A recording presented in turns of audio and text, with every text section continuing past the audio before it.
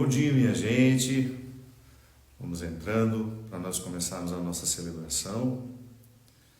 Desde já, muito obrigado pelo carinho, pela oportunidade que nós temos de mais um domingo celebrarmos juntos. A gente está comentando aqui em casa a sensação de que o tempo está passando depressa, né? Parece que foi ontem que nós estávamos reunidos aqui para fazer a missa de domingo passado. E hoje, com muita alegria, nós queremos rezar pelas nossas mães, rezar pelas nossas famílias. Se você tem a sua mãe ainda presente na sua vida, eu lhe convido a colocá-la neste altar, para que seja a nossa intenção, para que seja o motivo da nossa oração hoje. Se a sua mãe já é falecida,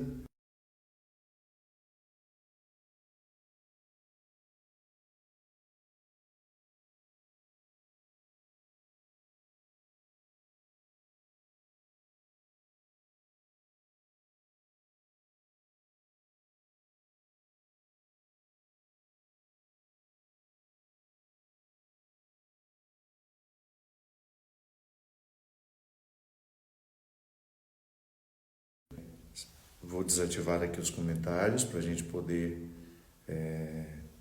não ter, essa perturbação visual enquanto você participa da celebração, enquanto você acompanha conosco.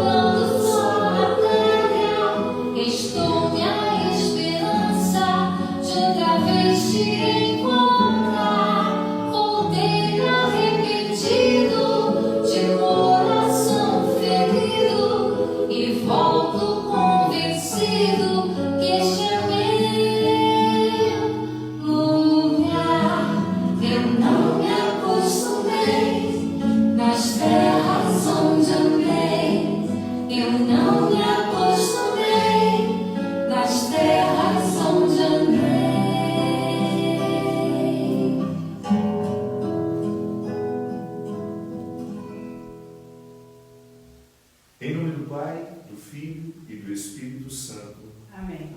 Que a graça e o amor de Deus, a ternura de seu Filho Jesus e a santidade do Espírito Santo estejam com todos vocês. Bendito seja Deus, que nos reuniu no amor de Cristo.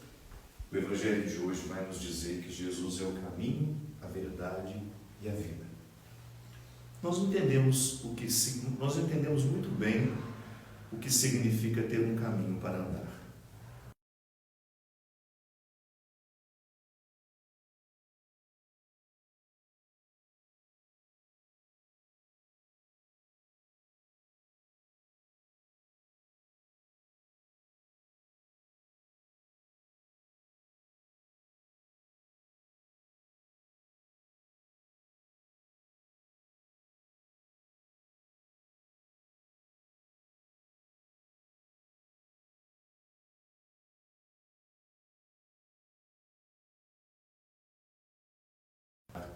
dentro de um avião com destino errado, muito embora de vez em quando a gente presencia essa cena, né? De alguém, mas esse voo não é para o Rio de Janeiro? Não, meu senhor, isso é para Maceió. Aí a pessoa tem que ser aqui retirada às pressas, é uma confusão. Mas geralmente nós ficamos muito atentos quando nós vamos precisar dirigir. Há pessoas que escolhem o caminho mais rápido, mas há pessoas que escolhem o caminho mais bonito, ainda que ele seja mais distante. Porque compreende que a viagem já é um lugar, a estrada já é um lugar. Muitas vezes nós temos uma tentação de pensar que nós saímos de casa para aquele destino final, e não é bem assim. Às vezes nós saímos de casa para viver o itinerário. O itinerário também é um lugar bonito de ser apreciado. Eu, pessoalmente, tenho enorme prazer, claro, quando eu não estou dirigindo, de prestar atenção nos lugares. Há belezas tão reservadas, tão particulares, que somente o olhar atento pode observar. Mas se nós estivermos com muita pressa, a gente não percebe a beleza do lugar e geralmente a gente vai escolher o caminho mais rápido. Mas quando a gente coloca o corpo como um responsável por fazer a alma passear pelo mundo, a gente nem tem tanta preocupação com as distâncias, porque nós apreciamos o prazer de andar por aí. Andar por aí também é viver. Não é só chegar ao lugar que nós tanto desejamos. A viagem também tem o seu encanto, reserva-nos os seus prazeres. Hoje o Evangelho nos diz que Jesus é o caminho, depois complementa que Ele é a verdade e a vida. Um caminho que nos faz chegar à verdade e à verdadeira vida. Porque às vezes a vida não é a verdadeira. Nós podemos muito bem passar boa parte do nosso tempo, na nossa existência, sendo quem a gente não é, ou não explorando as nossas possibilidades. E a vida, ela só é verdadeiramente viva quando nós estamos inteiros nessa aventura. E estar inteiros não significa ficar felizes o tempo todo, pelo contrário. Às vezes, nós só conseguimos chegar à inteireza quando não temos medo do sofrimento. Então, a escolha diária daquilo que eu quero para mim, o que hoje eu escolho viver para compreender, para chegar ao caminho que me leva à minha verdade, à minha vida? Qual é o caminho que eu preciso traçar? Quais são as distâncias que eu preciso andar para chegar a este caminho e a esta vida? O pecado, vocês que estão acompanhando as missas desde o primeiro domingo de Páscoa, que foi o momento que nós iniciamos essas celebrações aqui em casa, eu tenho falado muito que o pecado é todo e qualquer atitude, palavra, pensamento e gesto que coloca um obstáculo entre nós e Deus. Então eu posso muitas vezes no meio do caminho colocar obstáculos para chegar à minha verdade e à minha vida, porque isso é Deus. Deus está na verdade, Deus é a verdade, Deus está na vida, Deus é a vida. Então tudo aquilo que me impede de chegar à verdade e à vida, tudo aquilo que coloca um obstáculo entre mim e essas duas realidades, eu considero naturalmente pecaminoso. Pessoas, por exemplo, há pessoas que criam um obstáculo entre nós e a verdade, entre nós e a vida. Não é que nós vamos odiar essas pessoas, não, nós só não vamos permitir que elas continuem tendo influência sobre nós. Eu sempre dou como exemplo o homem casado, a mulher casada. Eu acho que o vínculo matrimonial nos ajuda muito a pensar nisso que eu estou dizendo, das amizades que nos cercam. Você, como um homem casado, se você não tomar cuidado, se você se cercar de homens solteiros que têm outra perspectiva de vida, é muito provável que você se perca no seu caminho. Se você quiser ser fiel à sua esposa e à sua família, É muito mais interessante você construir vínculos com quem está vivendo a mesma luta que você. É muito perigoso um homem casado, uma mulher casada, num determinado momento da vida, fazer a escolha de ter pessoas que não estão, aquelas pessoas mais próximas, eu digo, aquelas que te influenciam mais, que não estão vivendo o mesmo momento que você, que não partilha das mesmas lutas, dos mesmos obstáculos, das mesmas alegrias. O homem casado, quando cisma de ter uma vida de solteiro, é natural que ele está caminhando na direção de uma infidelidade. Porque infidelidade a gente constrói, né? Ninguém trai da noite para o dia. A primeira coisa que acontece é uma predisposição interior. Então, quem quiser ser fiel aos vínculos que construiu, terá de ficar muito atento às pessoas que lhe influenciam. Não é que aquela pessoa é pecado na sua vida. O pecado é seu, porque é você que escolhe fazer o que ela está propondo. É que aquela pessoa pode se transformar num caminho de pecado e de obstáculo para você. Um relacionamento, por exemplo, abusivo, quando uma pessoa perde a capacidade de decidir porque ela está emocionalmente dependente daquela que lhe faz tanto mal. O que é que aconteceu? Em algum momento, a vontade foi deixando de exercer o seu papel, a pessoa foi deixando de escolher livremente e ela foi se condicionando a uma espécie de sequestro. É como eu falo no meu livro, Quem Me Roubou de Mim. É o sequestro da subjetividade. Aquilo que em mim é subjetivo, aquilo que em mim é pessoal, fica sob a autoridade de uma outra pessoa.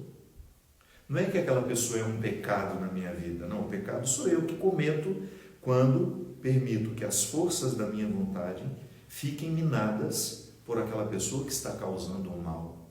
Ela está cometendo o pecado dela também, porque toda vez que eu faço isso com uma pessoa, eu estou pecando contra a dignidade dela e contra a minha. Mas no caminho, quando eu vivo uma relação obsessiva, o meu caminho me priva de me fazer chegar até a verdade. Esse relacionamento me priva de chegar ao exercício de uma vida em abundância. Jesus dizia isso aos seus amigos. E como nós somos amigos na continuidade, ele diz para nós hoje: eu sou o caminho, a verdade e a vida. E em um outro momento ele diz: eu vim para que todos tenham vida, e vida em abundância. Nada nos retira mais da perspectiva da vida, minha gente, do que o nosso pecado. Porque o nosso pecado são escolhas livres. Tanto é que a igreja nos ensina que se não é livre, nem pecado é. É tudo aquilo que eu escolho livremente. Livremente. Por isso que às vezes na vida do padre é tão difícil saber se aquilo foi pecado ou não. Daquilo que as pessoas me contam. Às vezes elas estão tão presas em traumas, em situações passadas que foram vividas na infância, situações que não foram curadas naquele momento, ditando uma nova forma de ser hoje, ou uma forma antiga de ser, né? Pode ser que aquilo que a gente aparentemente é pecaminoso em nós, nem seja uma atitude livre daquela pessoa. Só fica livre quando nós temos condições de agir sobre aquilo. É igual a ira. Quantas pessoas são absolvidas porque mataram outras sob o forte impulso da emoção, como diz na lei? Por quê? A ira nos retira da capacidade de decidir e de saber o que é certo e o que é errado. É por isso que é tão perigoso quando nós estamos irritados dizer as coisas às pessoas. Geralmente 90% do que a gente vai dizer a gente nem acredita. É a ira que está dizendo aquilo. Aí nós machucamos terrivelmente as pessoas. Nós magoamos muito as pessoas. Pecamos contra elas. Por quê? Dizemos algo que está sendo motivado pela nossa ira. E quando nós estamos irados, nós não estamos livres. Por isso que nós precisamos das outras pessoas para nos ajudar. Calma, não faça isso agora, não é? Não diga isso, você vai se arrepender depois. Quantas vezes eu escutei isso aqui, dessas pessoas? Não diga isso, não fale isso, não faça isso. E eu lá todo movido, não tinha 1 centímetro de mim que não estava irritado. Peco ou não? Sou eu e minha consciência depois. Eu fui livre para escolher aquela ira? Pode ser que eu tenha sido livre, mas pode ser que eu não tenha sido livre. E é claro, o estrago é o mesmo. Eu estou falando é nível de responsabilidade. Eu fui e machuquei, eu magoei, eu pequei. Objetivamente eu pequei. O que eu estou dizendo é a dimensão subjetiva. Será que eu fui livre para cometer aquele pecado ou eu estava condicionado pela minha ira?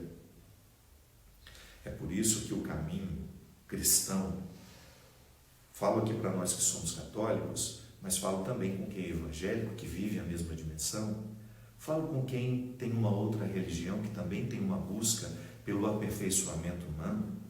O caminho que nos leva à verdade e à vida, para nós cristãos, é Jesus. Nós não temos como chegar ao conhecimento da vida e da verdade sem passarmos por Ele, enquanto uma referência de tudo aquilo que é humanamente aperfeiçoado. Nós olhamos para Jesus e não encontramos nele nenhum traço de neurose. Nós olhamos para Jesus e encontramos um homem absolutamente reconciliado com sua história, um menino bem educado. Hoje é dia das mães. Eu sempre gosto de me remeter a Nossa Senhora, me referir a Nossa Senhora como aquela que educou humanamente Jesus para que ele tivesse coragem de enfrentar a cruz. Ou você acha que enfrentar a cruz foi apenas um resultado da divindade de Jesus? Não.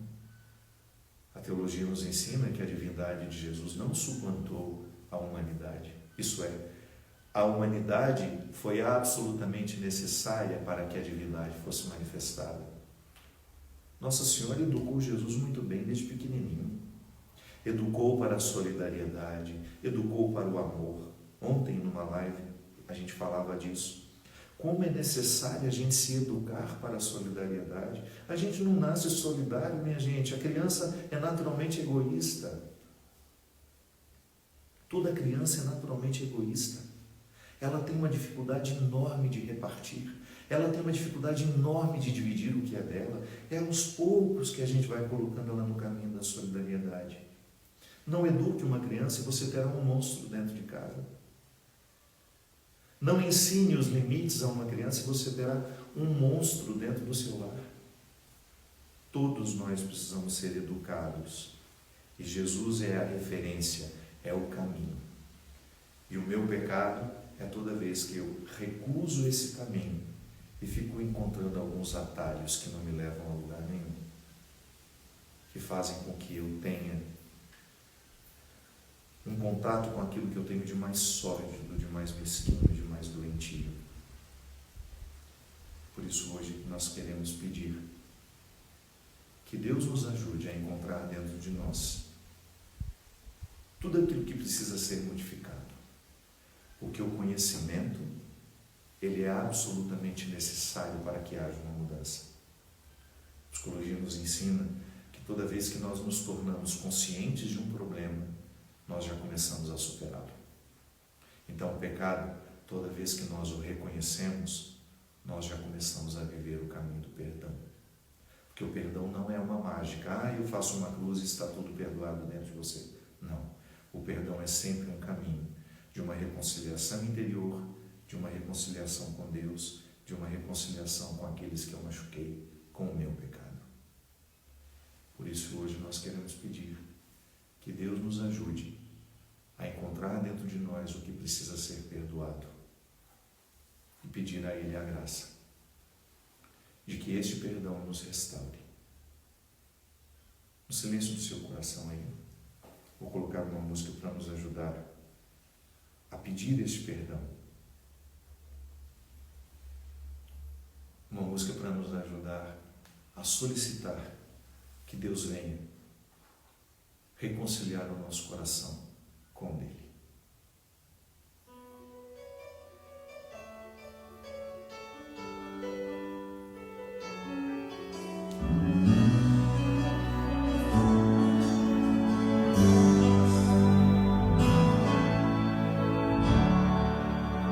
Deus me entregou bem mais do que mereço.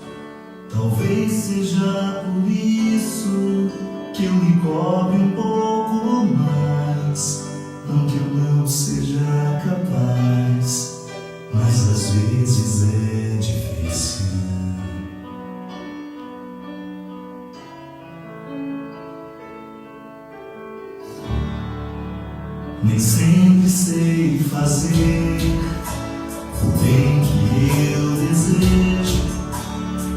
vezes eu me vejo enganando sempre mais.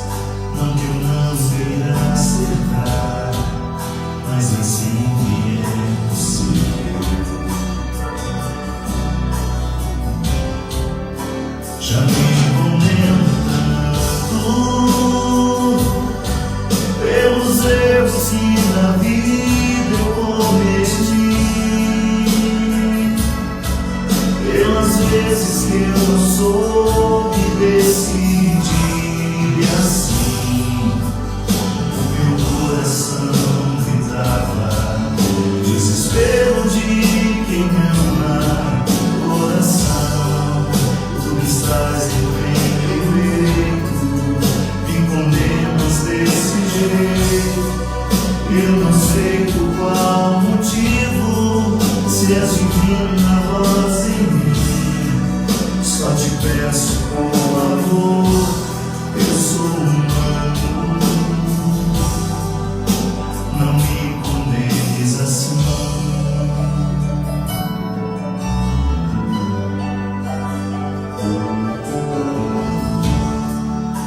Humano sou assim, virtudes e limites.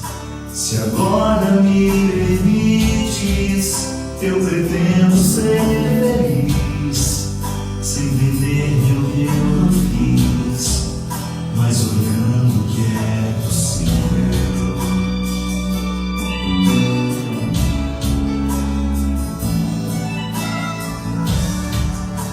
A dor que às vezes vem me faz feliz também, pois ela me recorda o valor que tem a cruz. Quando a noite esconde a luz, Deus acende as estrelas. Já me condeno tanto pelos erros que na vida eu cometi, pelas vezes que eu não soube decidir assim. O meu coração gritava, desespero de quem ama. Coração, tu estás dentro em meu peito, me condenas desse jeito. Eu não sei por qual motivo, se és humana voz em mim. Só te peço por favor, eu sou humano, não me condenes assim.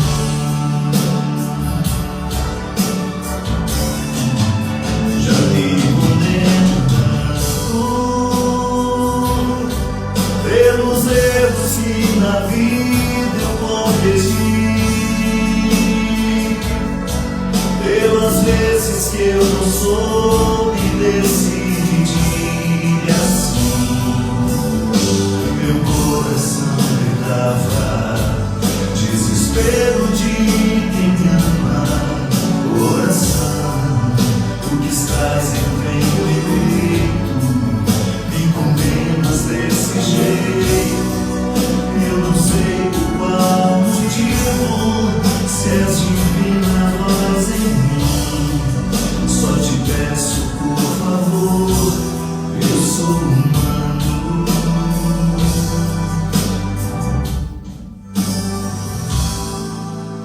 não me condenes assim.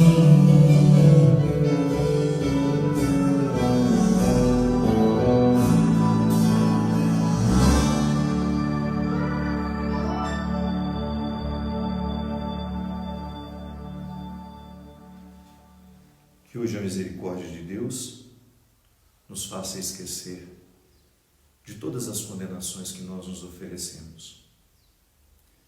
Às vezes, com os erros do caminho, nós vamos nos tornando muito cruéis conosco. Você tantas vezes foi cruel com você.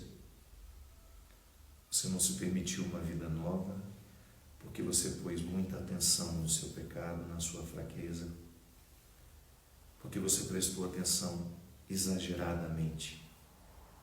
Você pôs muita atenção naquilo que era fragilidade em você. E o seu coração acabou se transformando num opositor.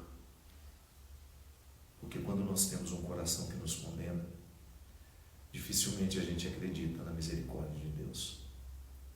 Por isso que nós sempre pedimos a conversão do nosso coração. E eu sei que quando nós falamos isso, nós imediatamente pensamos que é um coração convertido para os outros também. Mas o primeiro a ser beneficiado com a conversão do coração é você. Porque você começa a se interpretar com um pouco mais de amor, com um pouco mais de paciência. E até mesmo a exigência que você fará de você, ela será misericordiosa. Aí depois você fica melhor para as outras pessoas. Mas antes, a conversão transforma e modifica o seu coração, me ajudando a conviver melhor com você. Por isso nós dizemos: Senhor, tem de piedade de nós. Senhor, tem de piedade de nós. Cristo, tem de piedade de nós. Cristo, tem de piedade de nós. Senhor, tem de piedade de nós. Senhor, tem de piedade de nós. Deus Todo-Poderoso, tenha compaixão de nós. Perdoe os nossos pecados e nos conduza à vida eterna. Amém. Vamos glorificar a Deus hoje pelas nossas mães, de maneira muito especial, por todas as mulheres que transformam o mundo a partir da maternidade. A exemplo de Nossa Senhora, conduzem-nos para o conhecimento cada vez maior e mais profundo da verdade e da vida. Glória, glória, aleluia. Glória, glória, aleluia. Glória, glória, aleluia. Louvemos ao Senhor. Oremos. Hoje eu quero colocar de maneira muito especial a alma de todas as mães falecidas. Eu me lembro aqui que a Adriana pediu para rezar pela mãe dela, não me lembro o nome, não chegou nem a falar. Mas quero lembrar todas as mães que neste momento descansam, mas que estão tão presentes nos nossos corações. E quero deixar esse altar pronto para receber a intenção que você coloca. Sua mãe, não sei se você vai ter a alegria de passar o dia com ela, mas eu quero colocar aqui a minha mãe, Ana Maria. Quero colocar as minhas duas irmãs falecidas, que eram mães, a Heloísa e a Cida. Quero também colocar todas as irmãs religiosas que não se casaram, que não tiveram filhos, mas exercem uma maternidade linda mundo afora, cuidando e recolhendo no leito do coração os mais necessitados. Ó Deus, Pai de bondade, que nos redimistes e adotastes como filhos e filhas, concedei aos que creem no Cristo a liberdade verdadeira e a herança eterna. Por nosso Senhor Jesus Cristo, vosso Filho, na unidade do Espírito Santo. Amém.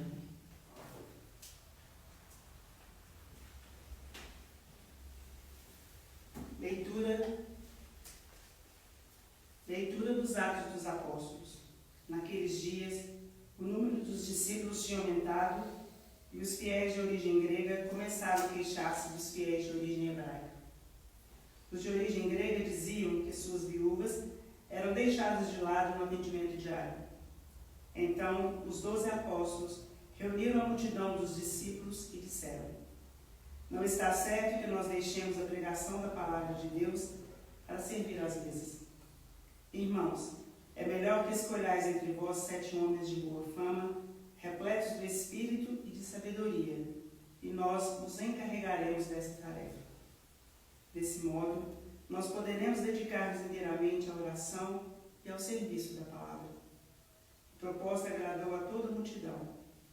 Então escolheram Estevão, um homem cheio de fé e do Espírito Santo, e também Filipe, Prócoro, Nicanor, Timon, Pármenas e Nicolau de Antioquia, um grego que seguia a religião dos judeus. Eles foram apresentados aos apóstolos, que oraram e impuseram as mãos sobre eles. Entretanto, a palavra do Senhor se espalhava. O número dos discípulos crescia muito em Jerusalém, e grande multidão de sacerdotes judeus aceitava a fé. Palavra do Senhor. Graças a Deus. A nossa resposta ao Salmo será: sobre nós, Senhor, venha a vossa graça, da mesma forma que em vós nós esperamos. Sobre nós venha, Senhor, a vossa graça, da mesma forma que em vós nós esperamos. Aos justos, alegrai-vos no Senhor, aos retos fica bem glorificá-lo. Dai graças ao Senhor ao som da harpa, na lira de 10 cordas celebrai-os. Sobre nós venha, Senhor, a vossa graça, da mesma forma que em vós nós esperamos. Pois reta é a palavra do Senhor, e tudo que ele faz merece fé. Deus ama o direito e a justiça, transborda em toda a terra a sua graça. Sobre nós venha, Senhor, a vossa graça, da mesma forma que em vós nós esperamos. O Senhor pousa o olhar sobre os que o temem e que confiam esperando em seu amor, para da morte libertar as suas vidas e alimentá-los quando é tempo de penúria. Sobre nós venha, Senhor, a vossa graça, da mesma forma que em vós nós esperamos. Leitura da primeira carta de São Pedro. Caríssimos, aproximai-vos do Senhor, pedra viva, rejeitada pelos homens, mas escolhida e honrosa aos olhos de Deus. Do mesmo modo, também vós, como pedras vivas, formai um edifício espiritual, um sacerdócio santo, a fim de oferecer sacrifícios espirituais agradáveis a Deus por Jesus Cristo. Com efeito, nas Escrituras se lê: eis que ponho em Sião uma pedra angular, escolhida e magnífica. Quem nela confiar não será confundido. A vós, portanto, que tendes fé, cabe a honra, mas para os que não creem, a pedra que os construtores rejeitaram tornou-se a pedra angular, pedra de tropeço e rocha que faz cair. Nela tropeçam os que não acolhem a palavra. Esse é o destino deles. Mas vós sois a raça escolhida, o sacerdócio do reino, a nação santa, o povo que ele conquistou para proclamar as obras admiráveis daquele que vos chamou das trevas para a sua luz maravilhosa. Palavra do Senhor. Graças a Deus. Buscai primeiro o reino de Deus e a sua justiça, e tudo mais vos será acrescentado. Aleluia, aleluia.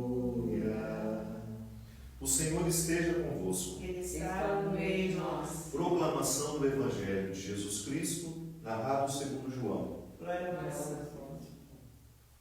Naquele tempo disse Jesus a seus discípulos: não se perturbe o vosso coração. Tendes fé em Deus, tende fé em mim.